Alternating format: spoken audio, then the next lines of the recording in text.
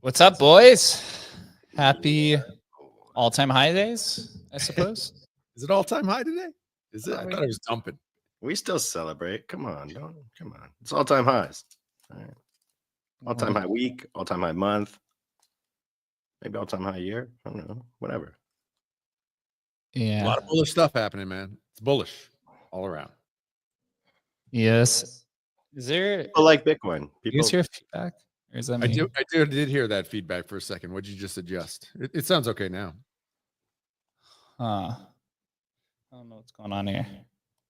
Yeah, I'm hearing it on your end. Are you hearing it, Chris? I hear it when Jake speaks. As long as Jake doesn't speak, it's good. What about when I speak? How are we doing? Yeah, it's good when you speak. Let's go, baby. What the fuck? Why does this always do this? It's probably the browser. I feel like at any time there's an issue, it's the browser, at least for me. You want me to hook in my I could have the sound come out of mine on the show? I guess so, yeah. Why does that happen? All right, boys and girls, a little bit of technical difficulties here.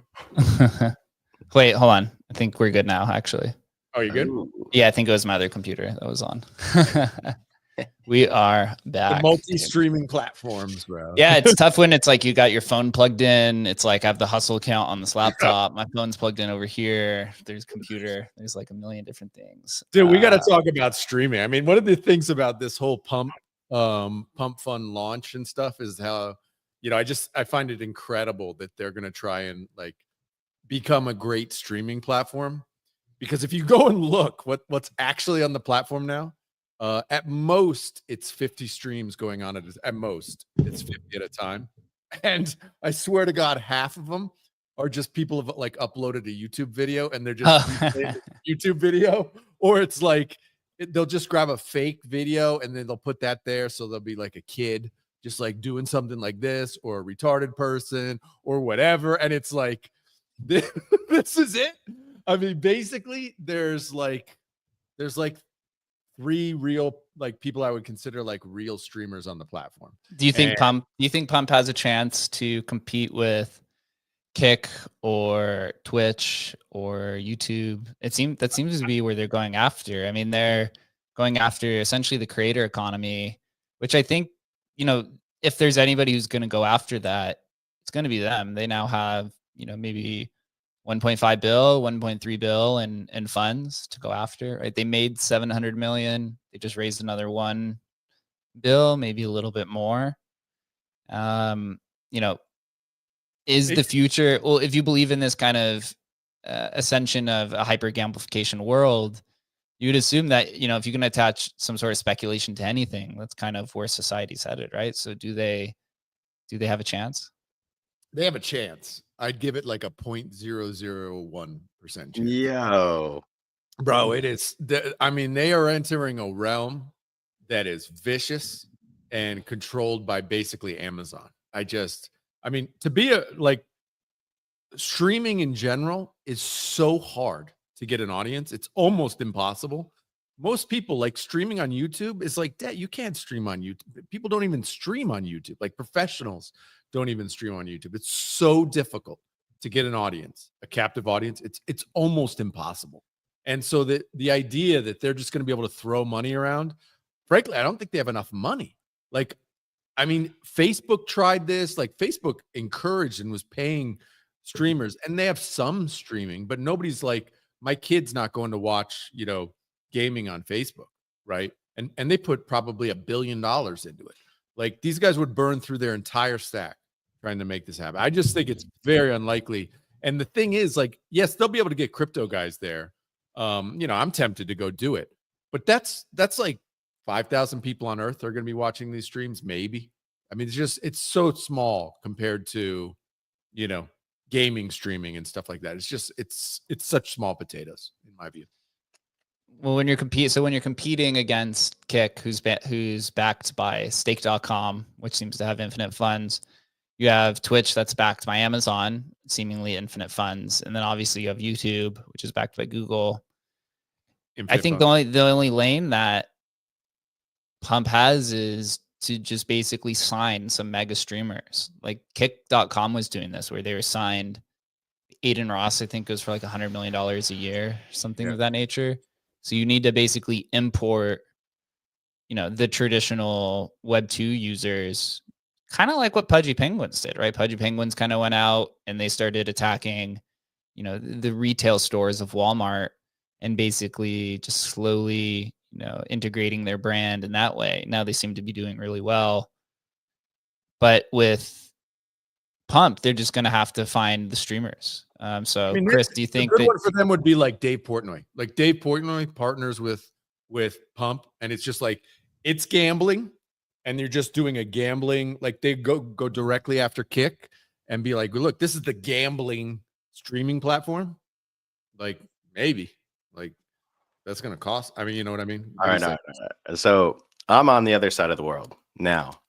I mean, we look at streaming 5 years ago. Nobody was streaming, and everybody actually looked at streaming and said, that's actually a dumb idea, and it's literally not going to work. We talk about gaming streamers. Nobody thought that anyone would watch people playing video games. And now you're saying that that's actually a standard. And they're actually making the same bet that we are. They're making the bet that crypto and crypto influencers are going to be the biggest influencers on the planet. So I actually don't think that they have to import Web2 users. I think that they can, Web2 streamers. But I think that they're making the same bet that we are in saying that these people are not only going to become the most well-capitalized, but the most influential and the most popular people online. Crypto is by far the most attention-dense category of the internet today. And although it's small today, it's definitely going to be exponentially bigger tomorrow. So although overnight Pump might not be the biggest success, just like Twitch streaming with gamers wasn't the biggest overnight success, but in aggregate over the next 5 years, I think that they have like a fantastic chance of being one of the most powerful streaming platforms in the world. I think that's a fair assessment. I also do believe that crypto influencers and crypto leaders, crypto founders will be the most influential people over the next 10 to 20 years. Just like Silicon Valley, VCs and people like Andreessen Horowitz are basically some of the more influential people in the world. The question becomes, can Pump Fund get past the stigma of being a dopamine casino or being quote unquote extractive, which to be fair, I don't think they are extractive. I think they're just doing what the market's going to give them.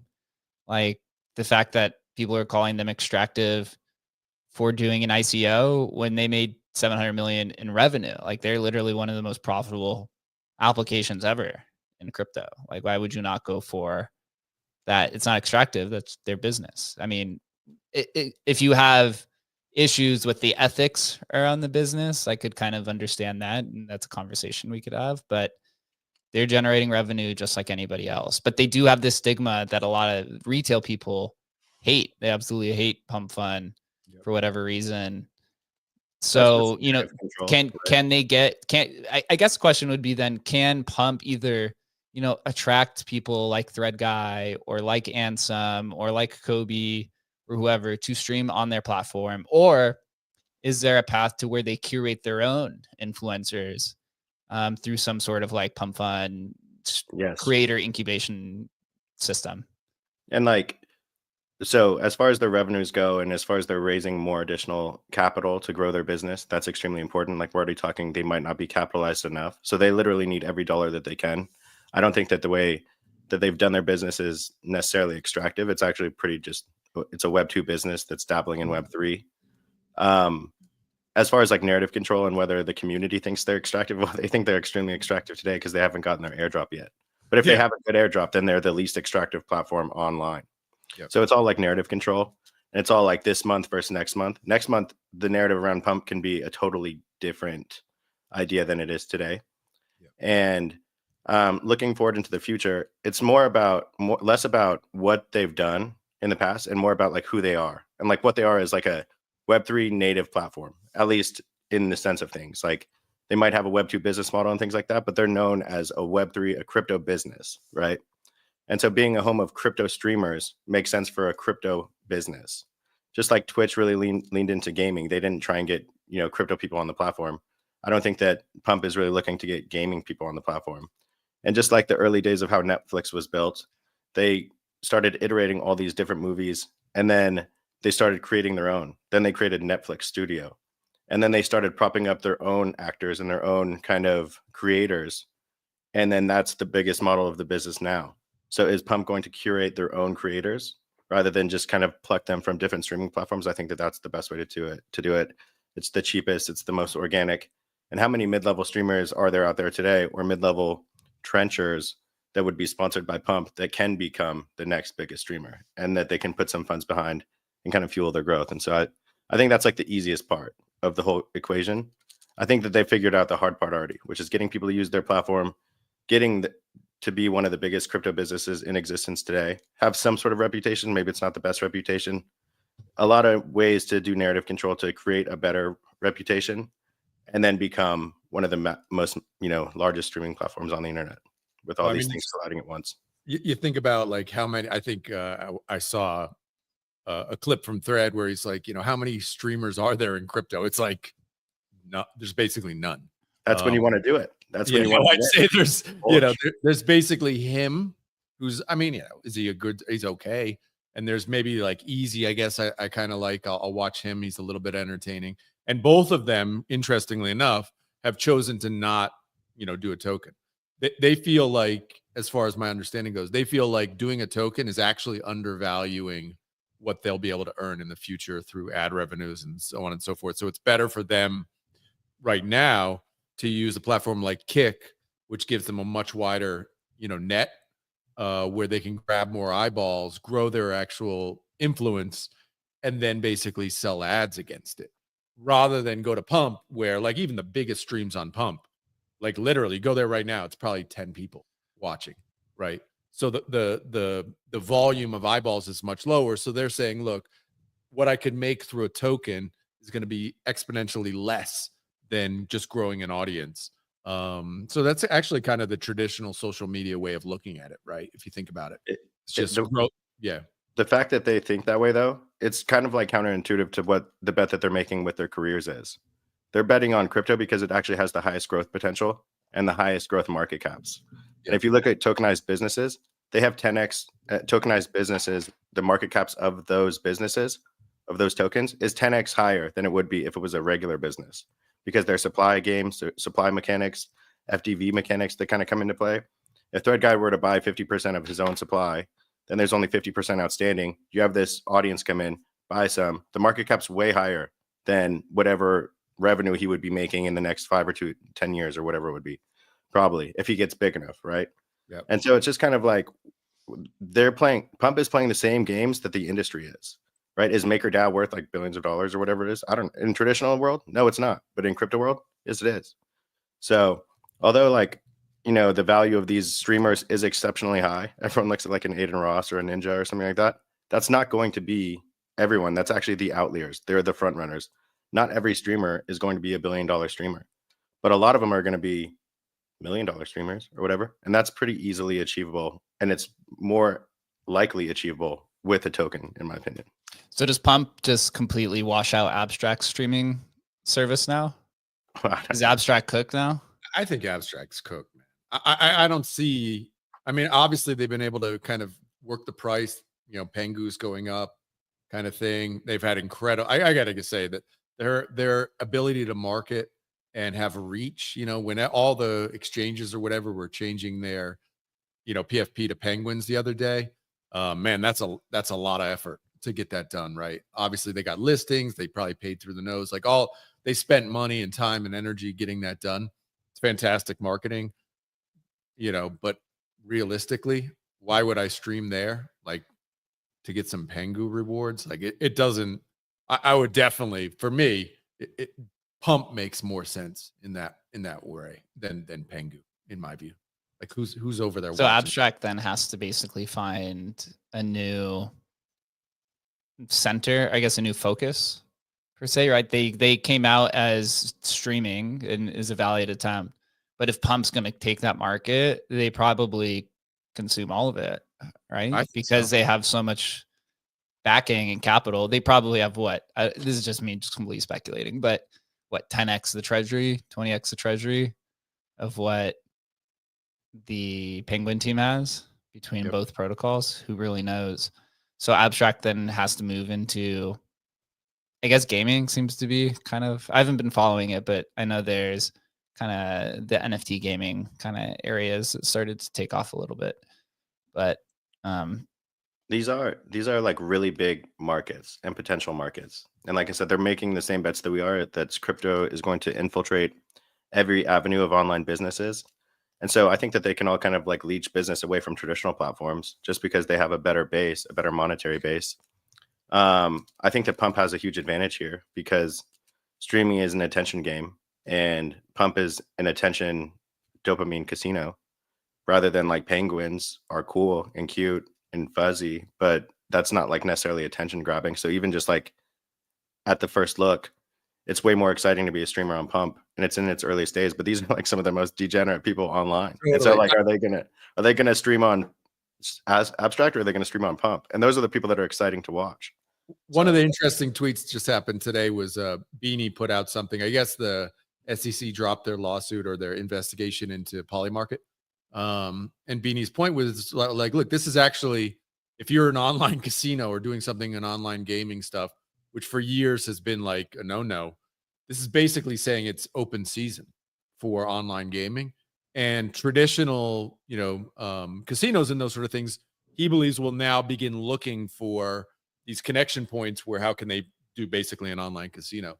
And I think Pump is really uniquely positioned to do something along those lines. So yeah, it could be really interesting. For me, it's so difficult in business to hit one winner, and they've obviously hit one winner. It's just darn near impossible to hit two. And so my gut just says, boy, it's impossible. Doesn't mean it's impossible. It does happen. It's just really, really, really rare for it to happen. But so does this mean that tokenomics are so back now? This is if everyone tokens are so back. I mean, that's the industry. Tokens. That's the future. Tokens. Tokenize everything. Jake, we've gone back and forth on this forever. Social tokens are going to be huge. Maybe social tokens are a bad idea. Maybe they are. Everything is going to be tokenized, whether we like it or not. Like we saw that vision 10 years ago. It's more true today than it's ever been.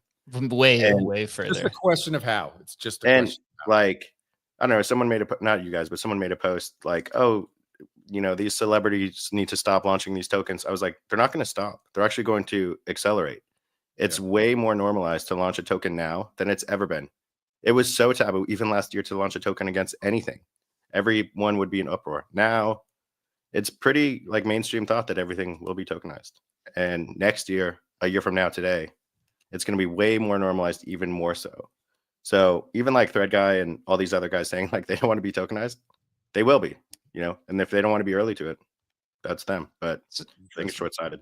So as we move into a hyper tokenized world, I guess we start getting into this question of how many tokens can a brand launch, or how many tokens can a protocol launch? Right. It was very, I guess you could say, asinine to launch more than one, right? If even an influencer per se launches one token, everyone's like, "Holy fuck, you launched one token." Now you see some people launching 5, 6 tokens. Yeah. But I guess it kind of moves into the intention behind it, right? You see some people entering meme coin places or meme coin squares and launching multiple tokens just, to try to hype up their own project, where you see some people launching tokens to actually try something new, right? So like, for example, Danielle from Hanon has launched like 10 tokens to promote basically Hanon expanding to other chains.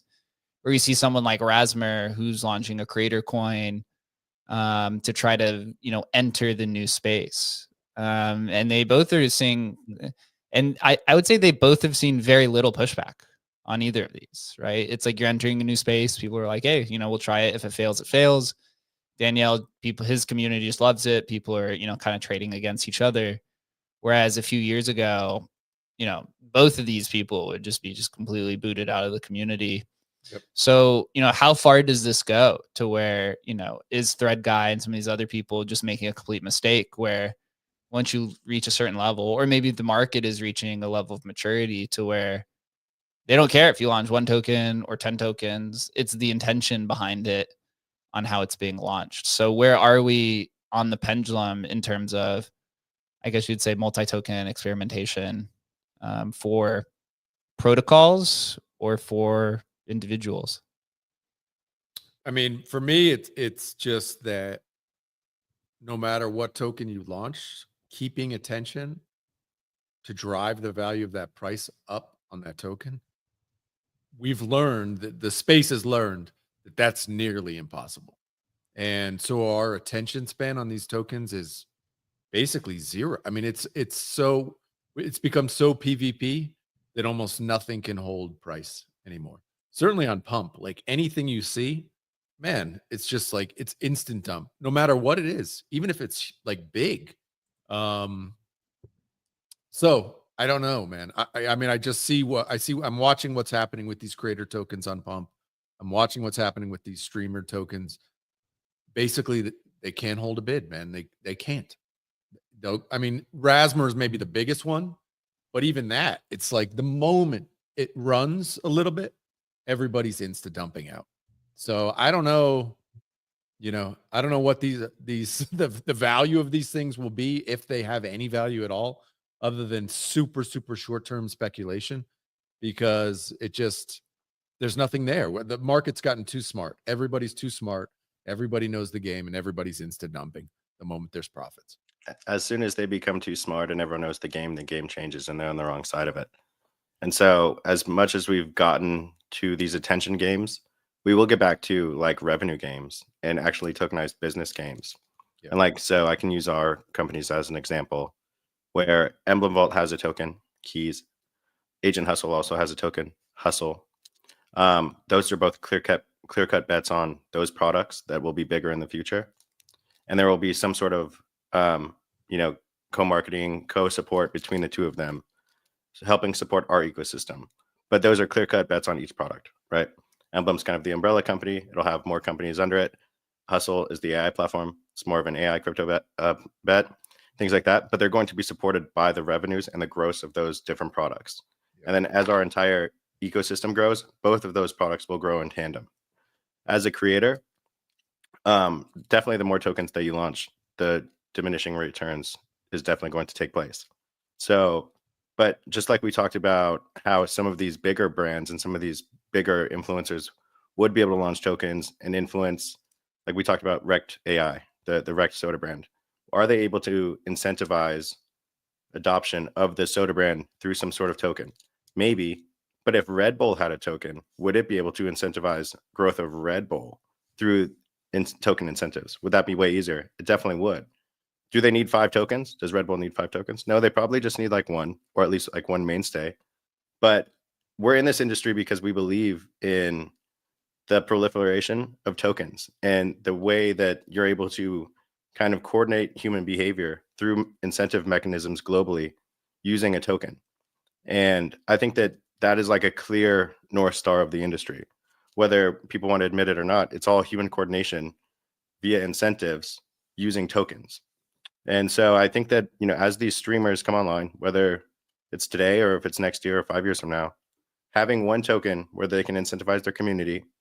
If you're, adding subs to the chat, if you're throwing tips to the chat and you get tokens in return, and then that's a way of like investing in the creator early on. It's kind of like investing in a meme coin. It's literally the definition of social tokens that Jake and I had in mind like 10 years ago. And I think it's here. And I think it's actually, people are the most blind to it that they've ever been today, when it's actually like the closest on the horizon than it's ever been. It's so interesting that we've come like back in 2020 or 2021. I was like, man, let me do. Thank God I never launched it, but the tokens are still there on OpenSea. I like made an NFT, and I was like, man, what if I sell the NFTs, and these NFTs, I'm going to start a YouTube channel, and I'll basically do some sort of like payout of my YouTube revenue. You did Pump Fun. You did Pump Fun streaming. Basically did Pump Fun. This is like 2021. Like literally, you can go look in my wallet, my AdamMcBride.eth wallet or whatever. They're still sitting there, like all 500 tokens or whatever. Because I was like, there's something here, but obviously at the time this is like completely illegal, right? But here we are. We've like, this is like the dream, but we haven't figured out the way that it kind of like the whole revenue model comes into it still. And I think that's the thing that's actually exciting about what Pump did with their ICO here, is that like we all know there's revenue there, and they can do an interesting thing to turn this revenue back into the token, right? Which is really interesting. And maybe they do something really cool with the creators on the platform, right? Which I'm hopeful they do, to encourage the streamers and actually pay out the streamers in some way. So we'll see what they do, but they obviously have a great opportunity here to do that. Yeah, I think Solana is probably the best place to follow for these revenue generating platforms that are offering tokens. Like I think Radium is a pretty good example, where they've been doing 500K to like $2 million a day in buybacks. Yep. And I saw recently they just added a new parallel where they're taking a portion of those buybacks and issuing it as single-sided liquidity, so that the token I guess they acquire more Ray because they're doing single-sided liquidity with the SOL, which then gives people more opportunity to exit, as well as the buyback, right? So they're essentially doing like 2 different entrances to the buyback, which I think is really interesting. It makes you wonder kind of how Pump's going to go about it. Are they just going to simply just market buy the token? Obviously, if they're making, $500K or $1 million a day in revenue, Radium, I think between both of Radium's products, between Bonk Fun and their AMM, is generating like way more than Pump is right now. So they're probably the one to follow in terms of like the buyback. But Pump Fund has this now creator economy attached to it, which makes you wonder what type of incentives can they offer to creators to participate. It's kind of interesting, right? Are they doing sort of buybacks on the bonding curve? There's going to be new angles, but Solana I think is the best place, because to me it reminds me more of Silicon Valley, where everything is just like breakneck speed, growth at all costs, right? Like the extreme amount of venture capital coming into it, a very kind of long-term growth, but short-term attention on these different types of products. Whereas ETH is a little bit more Wall Street focused now, right? There's a little bit more of the treasury companies kind of coming in on the ETH side of things. You have the L2 networks that are now being built by literally Robinhood and Wall Street entities coming in here. So it makes you kind of wonder, the different directions both of these ecosystems are taking. I mean, it's what we've been saying. Like ETH is not dying in any sort of way. It's probably the most bullish it's ever been right now, to be honest. Right. But I'm interested to see what type of tokenomics pop up on ETH, or if like these new companies that come in like Robinhood said they're not even going to launch a token. So it's just completely different ecosystem. You made a good point. And also it kind of goes back to this, like I'll close off the streaming conversation, at least my thoughts on it. And it's like markets have a way of disillusionizing communities right before they're about to enter the next stage. ETH is more bullish than it's ever been today, but everybody is obsessed with Bitcoin when they should actually be more obsessed with ETH at this point in time. Adam had the idea of Pump Fund in 2021. And he's the most disillusioned about it when actually Pump Fund actually launches it. You know what I mean? And it's just like these markets have such a way of playing with your psychology. And you guys are visionaries. You guys like have been ahead of the curve on so many things, and you have that vision of where this is all going. And it's all going to tokens. It's all going different routes because there's so much more proliferation that has to happen. We already talked about how small the ecosystem is. It is tiny. It's tiny. And like the biggest streamers are mid-ass streamers. They suck, most of them, because they're just regular people that were in the trenches. But they will get better. The ecosystems will get bigger. And that'll just naturally boost up more natural talent that comes into all these ecosystems. It is a Bitcoin industry right now.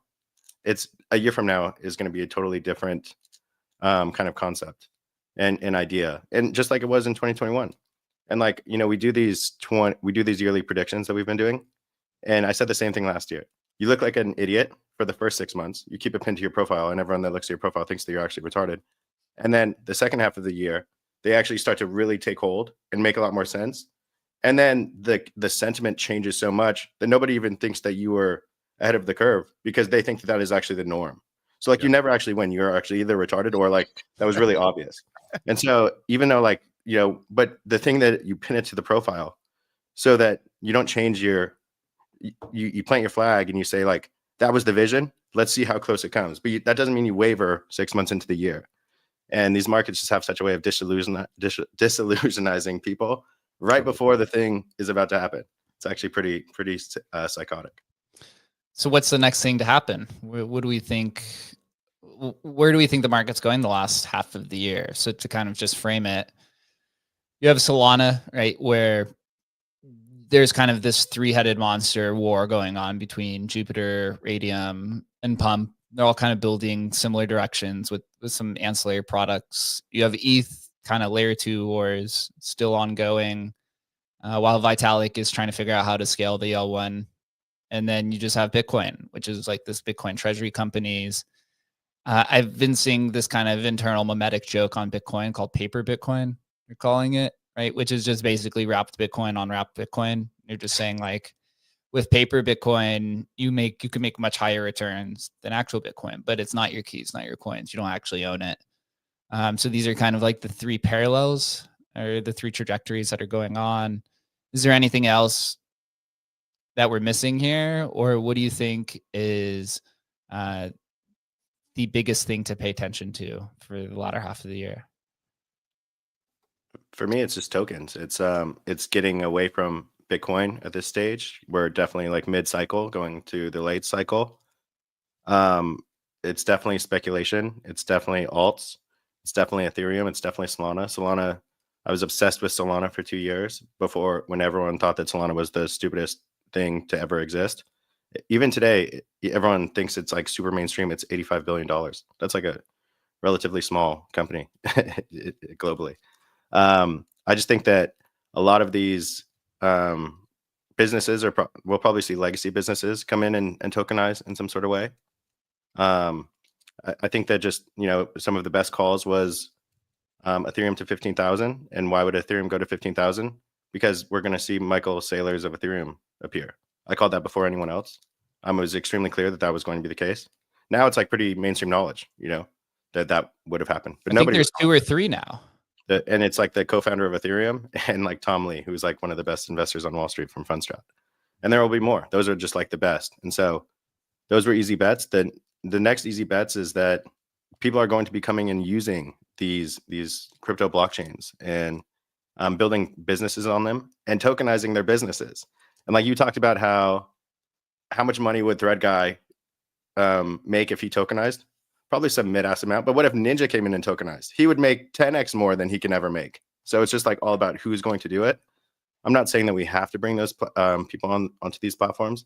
I'm just saying if they did, that they would have like massively outsized returns compared to anywhere else that they could get paid at.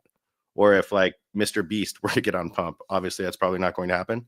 But if he did, he would have the biggest token in the world. I think that's like pretty obvious, right? Did Antonio Brown go on last night? I saw him. Did you see that? He was tweeting like, "I'm gonna go to Pump tonight." I saw someone post. I saw someone post the AB token like went to 0 after it was at like 500K. But he's done so many. He hasn't done a meme coin himself, but he's supported meme coins, and that's like diminishing returns too, right? Once you kind of like are in that pump and dump kind of category, no one really cares about the longevity of your token anymore. Yep. But I just think that a lot more shit's going to get tokenized, and I think that tokenizing is going to become way more popular over the next year. I think that's like really obvious. The two best bets to get kind of exposure to that is Ethereum, which is like mind-boggling cheap, like $3,000, whatever, and Solana. I mean, those are the easiest bets, and I think that these infrastructures are just going to completely boom over the next year. I don't even think it's a question. What about Chad? Is there anything you think to pay attention to? No? I think that the only thing to really pay attention to is money printer go burr. It's just gonna like they're gonna print money. I don't know. You see what's going on in the States, the housing market. God dang, it's like they have to print money. There is no escape. Bitcoiners are right. They're gonna print money. I think we're gonna get an alt season, even though it's kind of unexpected. I think we're gonna get it, and I think it could go crazy. But we don't, it's hard to say because definitely people in the States are feeling poor. So even the rich people feel poor. And so, does that bleed into alt season? Kind of like, I don't know, but at the same time, I kind of know. Because what happens is people start taking larger risks because they feel threatened, like they're not going to have enough. And so do I think alts can rip? Yeah, totally. Yeah, I don't know. I think about 6 weeks or so. Yeah, I don't know if we get meme coins rip again this cycle, but certainly the alts could rip. I mean, we've kind of already seen it. There's been movement in Cardano and XRP, and all these things have kind of ripped. I think Hedera, jumped 50% the other day. Like that's kind of XRP all-time high. XRP Army's back. All those are alts. As they call it, the dead chains have all ripped. So it's possible. Yeah, speaking. Yeah, so I posted this on Sunday, but I had posted this like a few months ago saying whenever ETH closes over 3,000 is when you're going to start seeing TGs happening, which generally is like kind of a good precursor for alt season. But obviously the biggest indicator for alt season is when Doge starts ripping. Like it's officially not alt season until Doge starts ripping. And I saw the Doge BTC chart the other day. And obviously it's never going to go back down to 20 sats, which that was always like once it 20 sats, it's like, boom, it goes up. I think now it's sitting around like 80 sats or 70 sats or something of that nature. So it's about 2 or 3 times higher than the previous indicator. So it's getting really close. And I think once the Doge BTC chart starts ripping, that's like, okay, you better start allocating to as much alts as possible.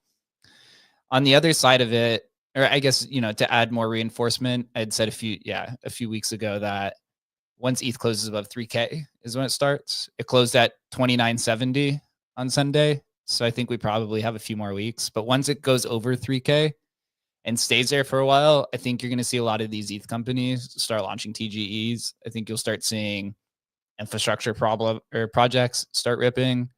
And probably, to be completely honest, I think the ETH-L2 ecosystem coins are probably going to start ripping because they've been just absolutely bastardized, dude. They're just down terribly for so long. And obviously, you have Robinhood that's building on Arbitrum tech stack.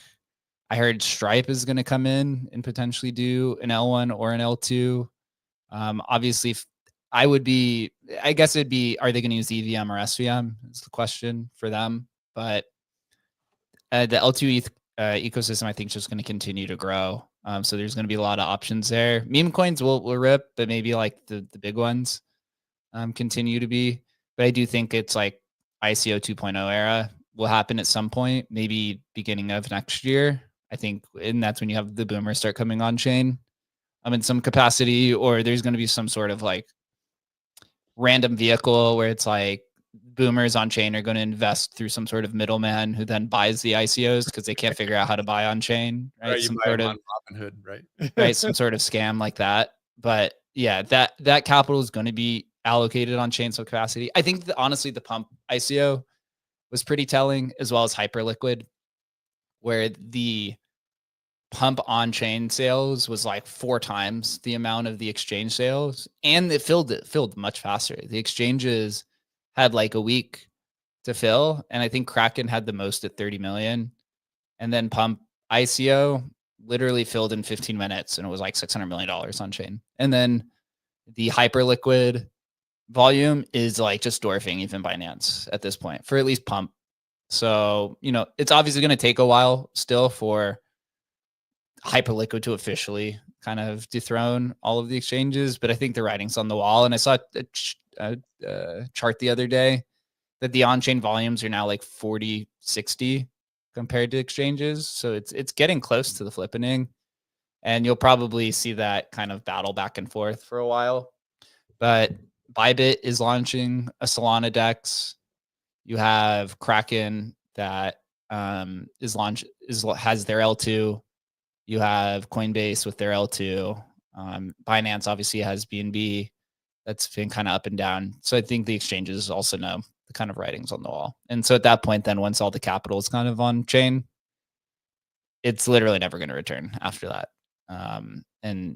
But the alt season, I think, is here pretty soon, probably in the next, I would say maybe 6 to 8 weeks, and start looking for those TGs. That's kind of a good precursor. But Doge BTC is like, that's when all the non-EVM alts start ripping.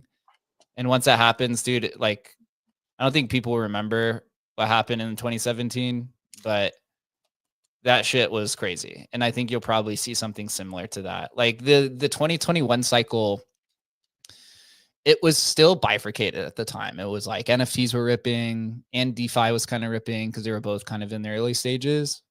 But those ecosystems are now a little bit more mature, and now there's L2s and such. And I just think like people, and now you have regulatory clarity that's going to happen. I think you're just going to see gigantic pumps across the board. And I think it's going to last actually quite a while. I think like the top, we said this over a year and a half ago. The top's in around America's 250th birthday, I think, is still when the top happened. May 2026. Yeah, I agree. Jake has his roots in Doge, so you got to follow Jake on the Doge calls. He's actually pretty on point. The only thing that I would push back on is Hyperliquid being the same star of the show that it was for the last year. It's never experienced on-chain DEX competition. Binance can build what they've built. I'm sure that they're already going to release it. Look at Kraken. They're releasing Crack. Everyone's kind of going with these L2 decentralized exchange kind of proxy environments. And Hyperliquid's been in a lane of its own. But that's kind of like when you actually welcome a lot of competition that erodes at kind of your competitive advantage and how, many users and everything like that you might have. So, I mean, I'm not saying it's peaking out. I'm just saying it's existing in a vacuum, and it won't always exist in a vacuum. And like Binance has copied every meta successfully pretty much for the last 6 years. And even though CZ's not at the helm anymore, he definitely has some sort of influence there. And whether they do it or Coinbase does it, you see all these people kind of leaning towards that direction. And Hyperliquid's best kind of advantage was that they were non-KYC. But we all know that you can only be non-KYC for so long. It's a double-edged sword. You're only non-KYC until you're forced to KYC, right? As the bigger you get, the more likely you are to have some sort of regulatory pressure to push you towards KYC.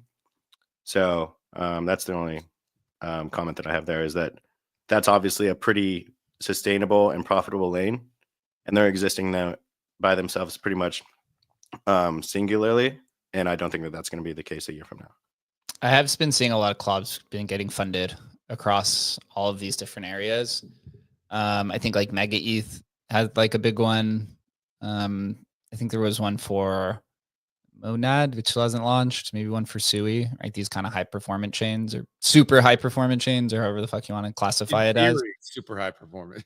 Super high, 1 million TPS. I saw Monad was getting pushed back because the guy's like, yeah, I don't know, one of the founders or whatever was shitting on Sui or whatever, and and people were like, bro, you don't even have a chain yet. What are you talking about? You know, but shit's hard, man. I put this post out yesterday. It was actually in response to that and some of the other ones that if you're a founder and you try to fit shit on other founders, that is just like the biggest negative EV I've ever seen. Like you're just literally losing users. Like so you're wait, just gonna I can't hemorrhage shit it. on Wayfinder anymore. Huh? I saw you get into a spat with him. Yeah, I did a little bit, man. I had to. I don't know what it was. I just had to, bro. Let it out. That's what it was. It was the #1 performant AI agent on Earth or whatever. And I was like, bro, come on, bro. If nobody gets to use it, is it the best in the world? Really, bro? 20 bajillion users. I wish people would be more honest with their users. I saw he responded to you. He said he had 25,000 users that day. Yeah. 21,538. He's got the number saved on his clipboard so he can like paste it anytime I tweet something. Yeah, it's fucking awesome, bro. Speaking of AI, you see there's a new king in DeFi AI as of today. Baker passed Hanon to be the top DeFi AI project by market cap. So Well deserved. Props to them. Yeah, very well deserved. I think we've been kind of calling this for a while that was going to happen at some point. And so now Banker is king of DeFi AI. Good to see the market reward actual substance. 100%. 100%. Yeah. Now we got to come for the throne. That's like the trajectory, right? I mean, you're just going to continue building until you can't be ignored. Agent Hustle version 3 coming out soon, trademark. Agent Hustle migration ending at midnight tonight. Eastern time? No, PST. Yeah. EST, yeah. EST. Yeah, I mean, the market's starting to kind of reward these actual builders. A lot of, and you guys know I hate saying people are early, but like, you know, we're late to speculation, right? We were early to Bitcoin, but look at how big Bitcoin is now. And it's just like, you know, I was even like talking to I was a weird crypto kid for the last decade, just like you guys were. No one thought that shit would ever exist. And then once it exists, people are like, oh, duh. And not that you're going for credit or something like that. It's just like, wait, you guys like ostracized me from society. And now you say like, duh, that's obvious. Like, what do you mean? Like, and so just like, you know, you're early, you guys are visionaries, you can see these trajectories, and there's no bigger crypto AI. Crypto AI is the biggest sector that will ever exist on the planet. I mean, that's it. That's the end game. That's the simulation. AI powered crypto rail powered AI, artificial intelligence, is the biggest segment. That's the biggest category you can ever hope to build in. To be a leader in that category this early is a dream come true. Just, I mean, what a gift. So if anyone's looking, every call I get on where I do like a demo, I did 2 demos this morning with different people from different sectors, and everyone's like, how is this possible? like, holy shit, it's crazy. They're like, what is this? I didn't know this existed. It's like alien technology today. Seriously. It's like Bitcoin was 10 years ago, 15 years ago. That's it, the exact feeling. So Razul Beat says, when does migration complete? In like 12 hours. So make sure that you migrate on migrate.fund. It takes about 10 seconds to do. So make sure that you do it. I love, by the way, thank God Banker's on fucking ETH, man. Thank fucking God, bro. They are on Solana. They just haven't been able to penetrate it yet. Thank God. Yeah. Well, they're a great team. Obviously, they built some amazing stuff. Great marketers, really smart marketing. That integration into X was really quite genius.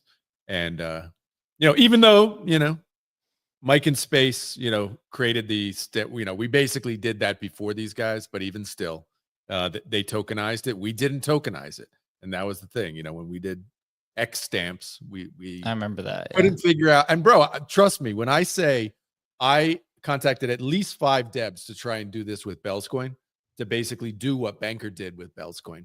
Didn't know how to do it. Couldn't fucking convince a dev to like actually build the thing out because I thought it was genius.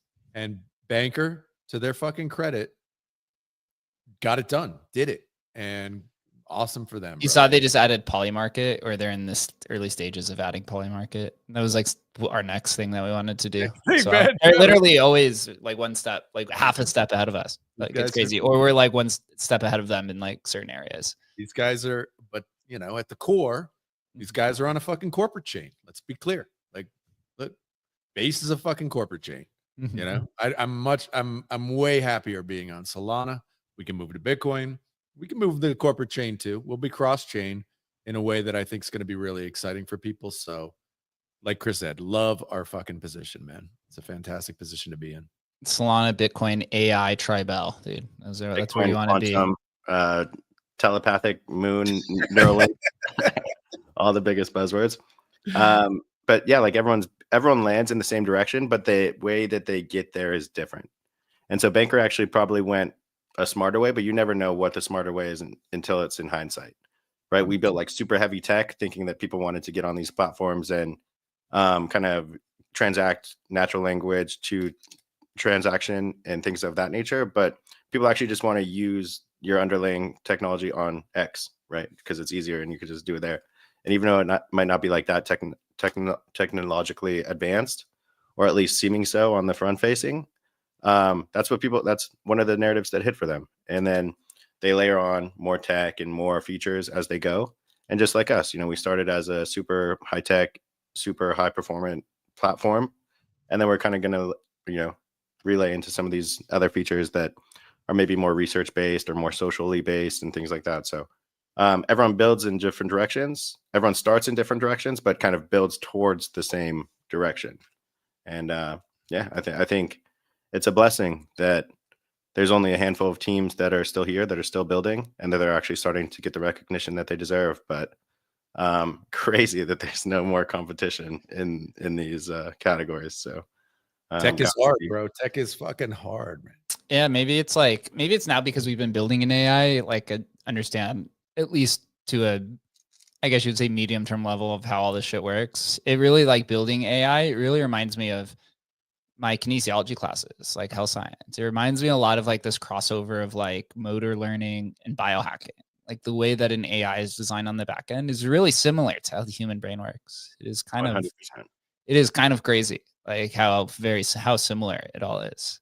I actually think too that the one reason why we're maybe not getting a massive influx of AI builders from the traditional Web 2 space is because there's actually, this time around, there's so much money in the Web 2 space. Like if you build an app that works well or that gets some traction, like there's a lot of money out there to support you. So, while in previous cycles or different things, people could see, oh, I could come make a bunch of money in crypto if I do this right in crypto. There's actually like crazy money in regular Web 2 for AI stuff. Dude, so I made friends with, there's a fund that owns, traditional fund, or I guess family office that owns a bunch of hustle. And so I've been kind of it's like a traditional kind of family office who got into digital assets. And I was talking with them and he asked like how many daily active users we have. And I was like, yeah, it kind of goes between 100 to 300. Very dependent on how the Solana trenches are doing until we expand. He's like, oh, that's like extremely good. I was like, what do you mean? He's like, oh, if you had 10,000 daily active users, you'd be an enterprise value of 100 to 400 million dollars. He's like, that's what AI companies are going for right now. I was like, so you're telling me if we literally 20x our users, this is worth $500 million? And he's like, yeah, pretty much. It's like, no wonder why people are saying they have a bajillion users. No wonder. No wonder. That's the thing too, is that our users are unincentivized. They're natural organic users. Yep. And when you actually hit those 10,000 DAUs, those are all incentivized. Those are all pushed to the platform for some reason. They're not just organic. And so we're actually like in an extremely strong position to be in. I don't know, man. I'm bullish on you guys. I'm bullish. Bullish, bro. Super bullish. I'm excited to see. So when V3 launches, to see how well, or to see kind of the activity of what happens on the platform. So we, in preparation for subscriptions and stuff, we have to basically build this tracking system, which has referrals and all this other stuff. So we can actually see, how much the cost is, who are our power users and et cetera. And that was not information we had in the last release. So being able to kind of understand that will be very telling. And, this is kind of the play that we did with Emblem, which is you basically build for your power users. Emblem has 5 wallets that have minted over 1,000 vaults. That's individually at $20 a pop, right? You build for those people because they end up being like 80% of the value of or revenue of the company.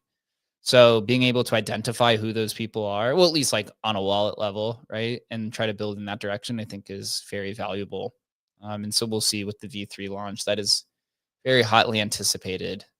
And the experience is just so infinitely better, dude. Man. Anytime I show screen share with anybody, they're like, dude, this is like 100 times better than before. It's sick.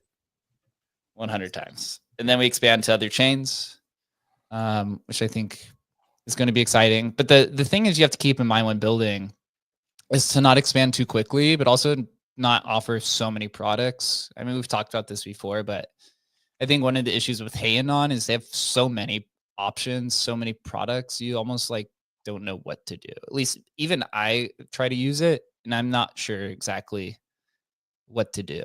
But I do think they've now started to kind of build in this direction for centralized exchange trading, advanced kind of traders, which I think is good. But, they've gotten into these like AVAX arena kind of stuff and all these like kind of analytic tools, a lot of side quests, dude. Yeah, we've kind of gotten to those trappings with Emblem a few times as well. It's really hard to put those blinders on and stick to what the users are doing. That is probably one of the hardest things to do here as a builder. One thing we've always done with Hustle was make sure that it stays simple. Adam is always on that. No, we got to stay simple here. That's actually the entire game, because when you think of the simulation, the technological simulation, that means like one platform for everything, one entry point for all. And if you're looking at all of these AIs, look at Gemini, look at Claude, look at ChatGPT, look at Grok, it's one interface and you tell it what you want. Yeah. No matter how you tell it that, you tell it what you want. You don't pick an agent and then maybe ask how to do this. And so with some of these platforms, like it's not an AI platform. It's like a automated DeFi platform or something like that with different tools that you have to select between. But an AI platform is like one platform and you tell it what you want. And that's what Agent Hustle is. And version 3 is the best example of that. Yeah. And that's hard as fuck to do, just to let everybody know. Yeah. By the way, just to let you know, it's really fucking hard to build that. But that's what we're building, man. It's monolithic AI. We were saying this in January. Like 100%. The direction for AI is the monolithic structure, at least just for the users. Solana. Give them the Solana example. Same thing. Yeah. Right? Exactly. It's the same thing. Yeah. On the back end, it could be modular, right? Multi-agents and stuff, but to the user, it should just be one selection. They don't need to know anything else, just know. And we're starting to design that way for a lot of things. For a lot of things. So one final thing I want to note here, as we were talking, the pump team, because we're talking about buybacks. Apparently the pump team has already started their buybacks as of, let me see. Let me pull it up here on the stream. And these are the things you can do with tokens that you can't do in traditional. Right there, they just flip the narrative once again in the midst of this conversation. You know what I mean? So Pump Team is a little bit better. Pump Team has bought back $2 million in Pump in the last 15 minutes and is actively TOPing another $3 million worth. Total fees yesterday were 1.34 million.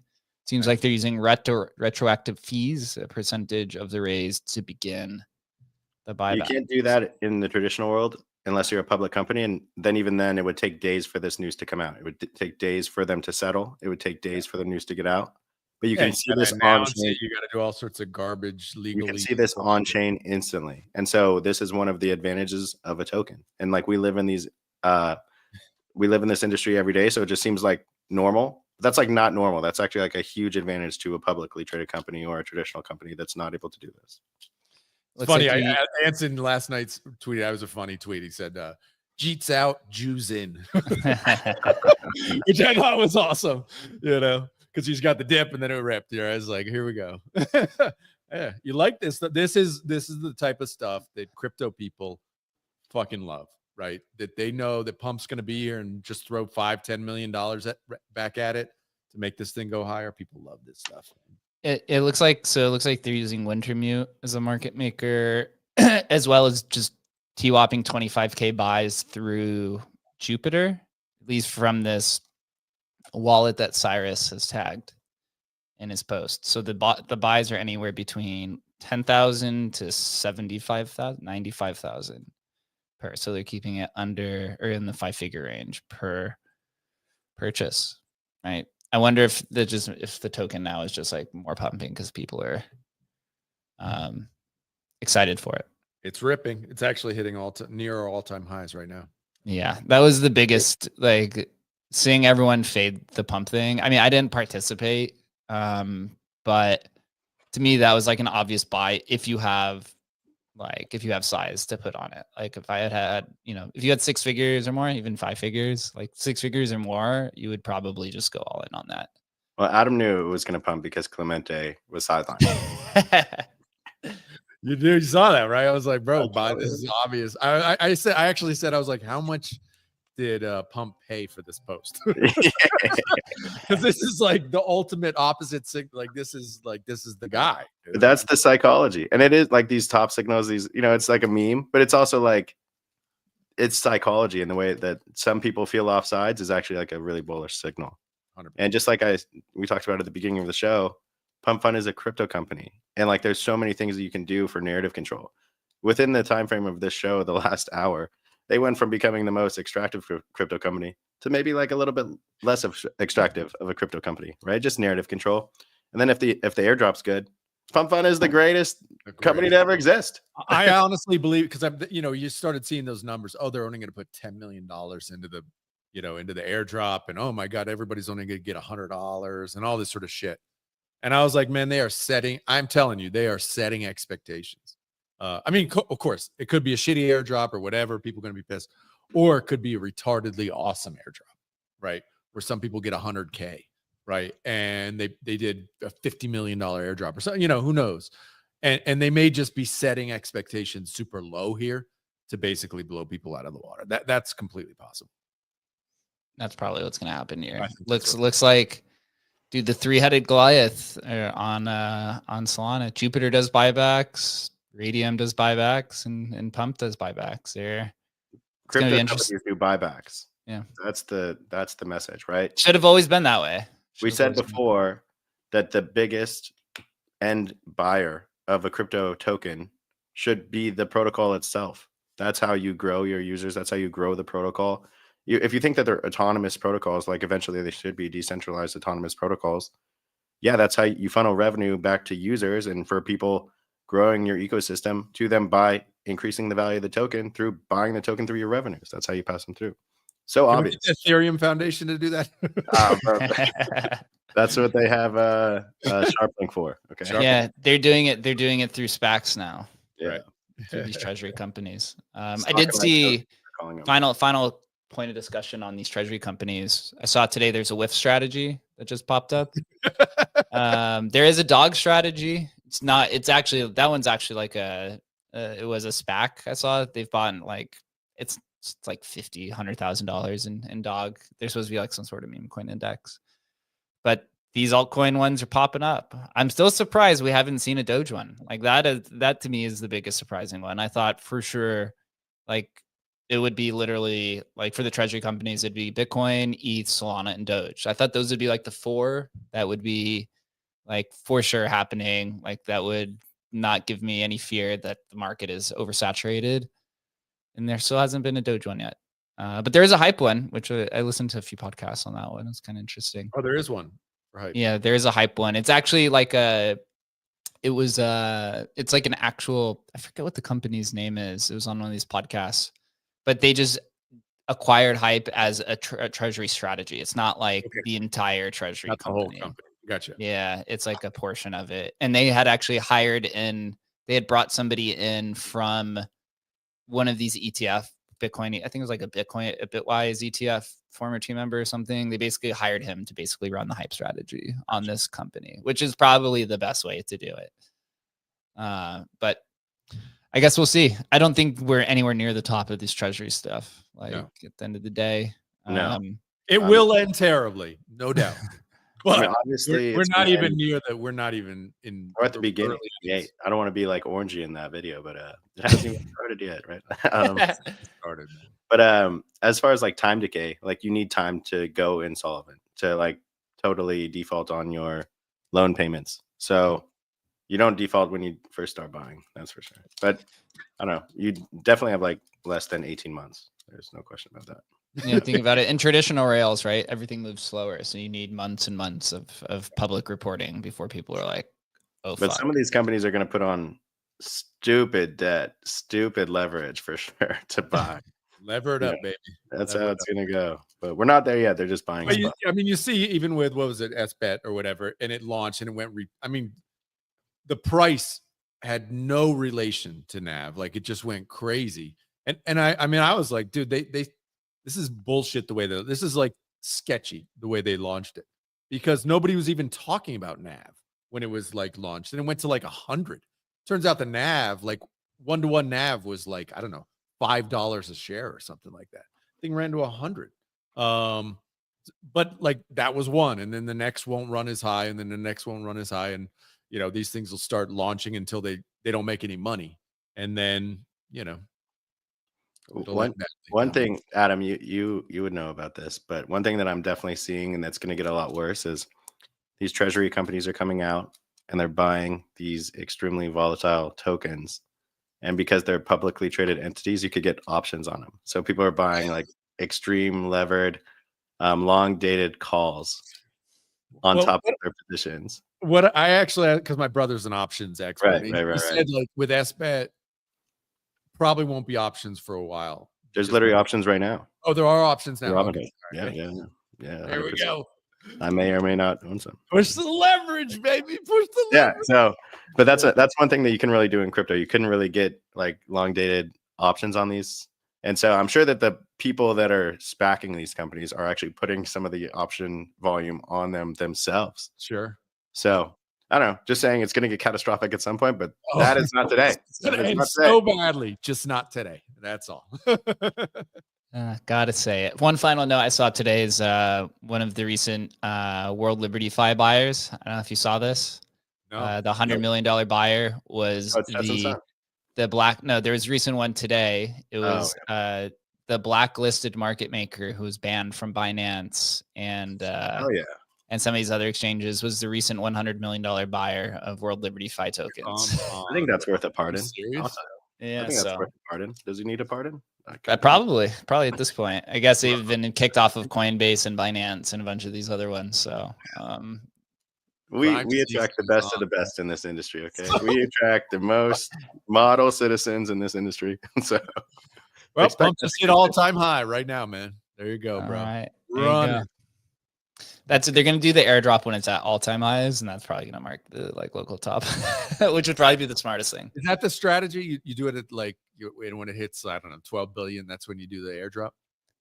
Yeah, you would probably do it at the high because then everyone's gonna sell. You know, like at some point there's gonna be sell pressure. So I guess you let the community mark the top themselves and let the smart people take profit. Then I suppose. What if you do an airdrop and you combine it with like if you you stake for X amount of time, you know, do you think they'll encourage like a staking reward mechanism? No, all the tokens are like pretty much unlocked. Like it's basically pump style. It's free. I think it should be like with revenue streams, right? You can airdrop. Yeah, that's what I was thinking. Rewards with revenue. They announced some sort of like if you stake now, you get a bonus to revenue or something. Yeah, that was something that we discussed for Hustle, right? Obviously, you need to have like sustainable revenue for that to happen. But I think that's probably the next era of the buybacks, right? Is giving it back to the community. Yes, sir. In a way. Agree with that. In some capacity. Well, we'll wrap it up here. Migration ends in less than 12 hours, I believe. It was a good stream. Almost 500 people tuned in at some point during the stream. So pretty good. It's always fun for the markets. The market ones. Yeah. Pay attention. We got more stuff coming out this week as the market continues. If you're interested in Migrate.fun, make sure that you follow it and give Agent Hustle a follow. Migration ends soon, and the next chapter begins even sooner, I suppose. Until then, see you soon. Later, guys. Later.